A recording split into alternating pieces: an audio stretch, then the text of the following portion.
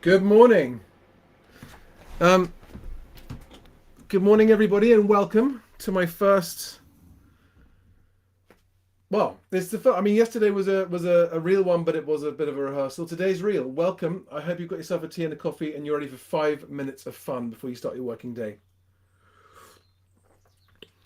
Um, David Attenborough said that live TV was much more fun than studio recorded TV. So I know how he feels, except that I think my only audience this morning is probably my mum and Anne Marie. Hi. Hello, mum. Anyway, listen, welcome to the show. We haven't got long, so I'm going to crack on with it. This breakfast show is intended for agents who constantly seek to exceed their customers' expectations. If that's you, you are in the minority of agents. And my goal is to try and increase the visibility of agents like you to the public through Best Agent. So I hope to sort of send you off on your working day with 5 minutes of fun, a bit of motivation and inspiration. Without further ado, I'm going to crack on with today's news piece. So I've looked at all the news sites this morning, and the only sort of news as such is Rightmove launches a new TV ad. And I'll just share the story from the negotiator on the screen here. And what you can see is that the headline is Rightmove launches a TV ad aimed at solving a stock drought. Okay, so that means that they want more people to put their properties on the market. Well, I've watched the video, which I'll put a link to in the description below on this video on both YouTube and Facebook. It's a very sweet video, but all it does to me is looks to be making more buyers want to buy. There's nothing in there I can see that would connect with the seller. Very beautiful, pretty, nice, musical, lovey-dovey 60-second advert about the dream of moving house. I suspect it's going to bring them more new buyers than it will new sellers. So I'm not sure it's going to solve that problem. Anyway, there we go. On to the next point. Okay, so that was my news of the day. Honestly, there are a couple of other stories out there. There's this story here from which is on a couple of the sites, but that's not a story. That's not news. This is a situation that's been happening a long time. This is someone's opinion. It's a mortgage broker's opinion. So I'm not going to be featuring that kind of story on the news because it isn't news. It's someone's opinion, and it tends to only be large corporate agents guilty of that, which is not you guys. So on to the next item, which is my tip of the day.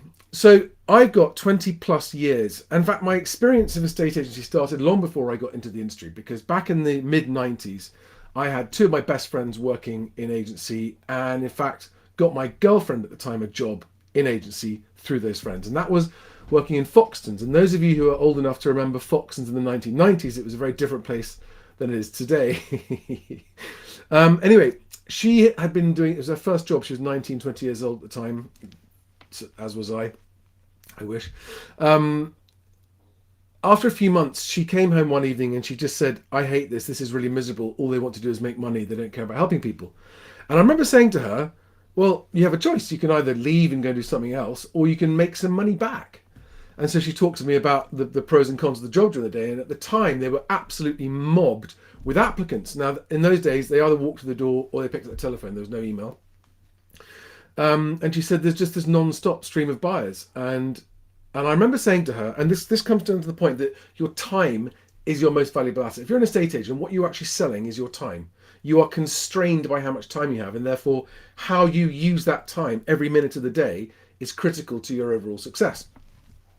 And I remember saying to her, giving a piece of advice that led to her breaking the record for the number of exchanges in 1 month from one negotiator at Foxtons.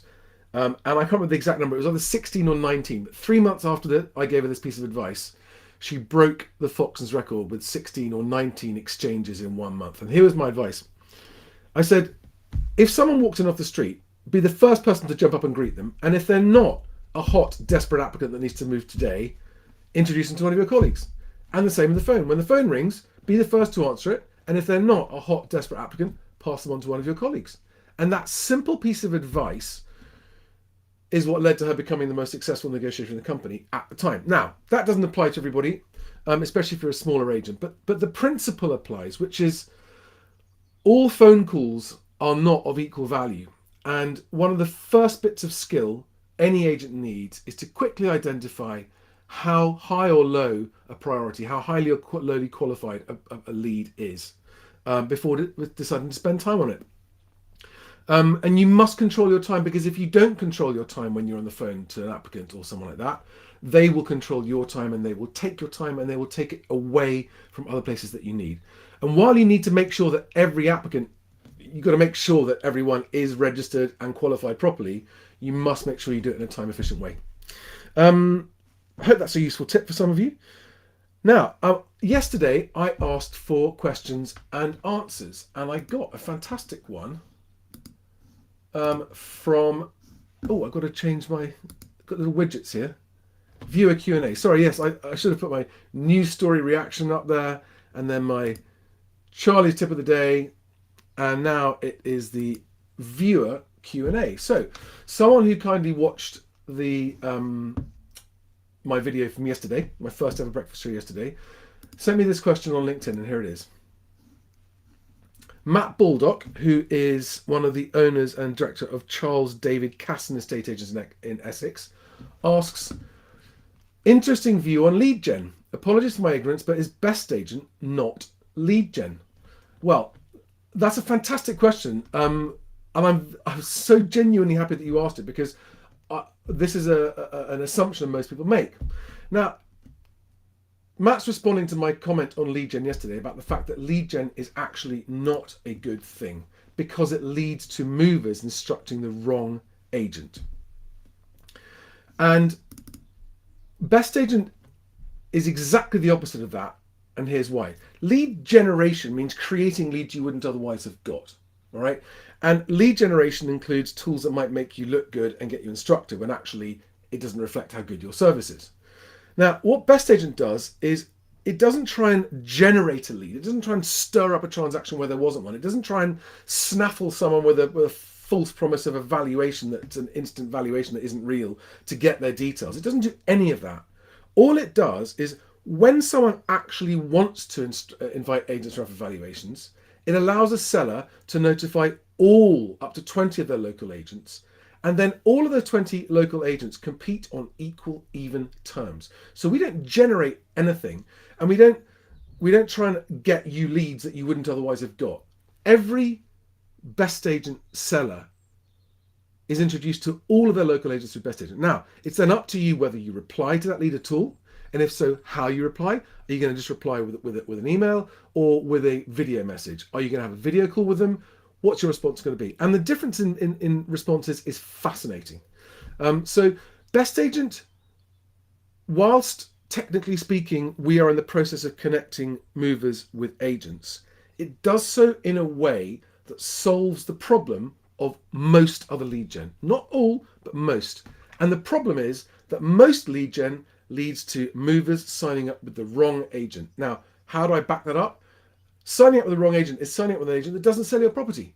And that's 50%. It's, in normal times, it's roughly 50% of instructions taken on by average agents doesn't get sold, right? And if that instruction came through lead gen of some kind or another, that was lead gen creating the problem. Because if the seller had chosen the right agent first time, they wouldn't have had that problem and had to change agents later. So that's the problem that BestAgent is seeking to completely sidestep. All right, it is a totally level playing field. It's completely free for all agents up to the point of instruction. If you respond, it's free. If you go around and actually get a valuation appointment, it's free. Only if you choose to accept an instruction from BestAgent do you then pay the fee that's the same for all agents, no matter what size you are.